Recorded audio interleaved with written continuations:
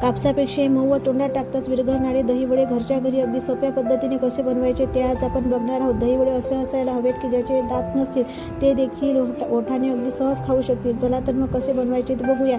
यासाठी मी उडदाची डाळ 5 ते 6 तास पाण्यामध्ये भिजत घातली व ती मिक्सरला फिरवून घेतली. त्यानंतर फिरवलेली सर्व डाळ एका भांड्यामध्ये काढून घेतली व मिश्रण हाताने छान फेटून घेतले.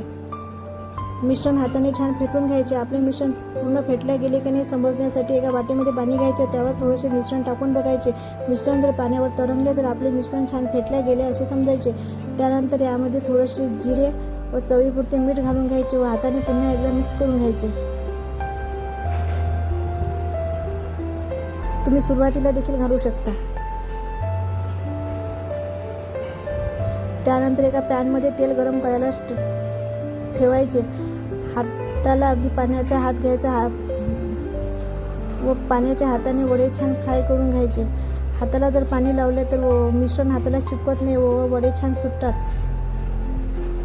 आपल्याला हव्या त्या आकारामध्ये वडे फ्राय करून घ्यायचे व सोनेरी रंगावर तळून घ्यायचे. येथे मी पूर्ण वडे आता फ्राय करून घेतले आहेत.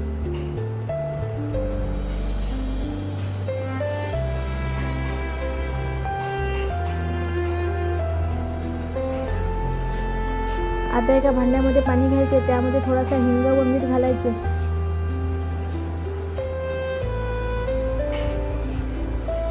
व हे एकदा मिक्स करून घ्यायचे छान.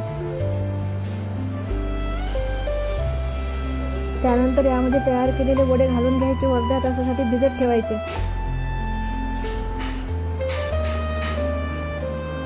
अर्धा तास झाल्यानंतर आता हे वडे पाण्यामधून काढून घ्यायचे व हाताने पिळून घ्यायचे. त्यामधलं पूर्ण पाणी पिळून घ्यायचं.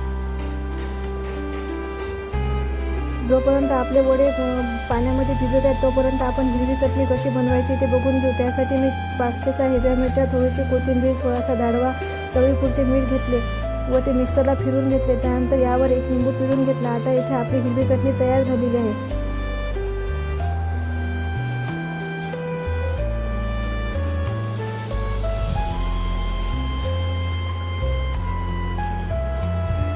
त्यानंतर गार्निशिंगसाठी आपण दही वापरणार आहोत. ते दही रवीने छान घुसळून घ्यायचे. त्यामध्ये साखर घालून घ्यायची व ते देखील छान मिक्स करून घ्यायचे. व आपले दही जर घट्ट असेल तर यामध्ये थोडेसे पाणी घालायचे. मी इथे 1 वाटी पाणी घातलेले आहे. दही जर पातळच असेल तर दह्यामध्ये पाणी घालण्याची काही आवश्यकता नाही. इथे मी घट्ट दही वापरलेले होते त्यामुळे मी इथे 1 वाटी पाणी यामध्ये घालून घेतले. तर येथे आपले दही बनून तयार झालेले आहेत. आता वडे आपले छान मुरलेले आहेत. ते अशा प्रकारे हाताने पिळून घ्यायचे व एका भांड्यामध्ये काढून घ्यायचे. असे पिळल्यामुळे त्यातील जे जास्तीचे ऑइल आहे ते देखील निघून जाते व वडे छान मऊ बनतात.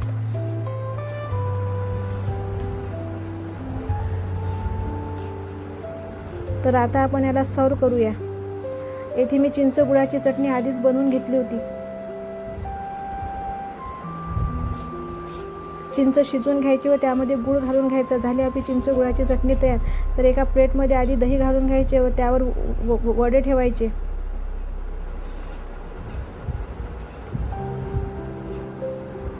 यावर वरून पुन्हा दही घालायचे. थोडीशी हिरवी चटणी घालायची व थोडीशी चिंच गुळाची चटणी घालून घ्यायची. यावरती बारीकशे व डाळिंबाचे दाणे देखील तुम्ही घालू शकता.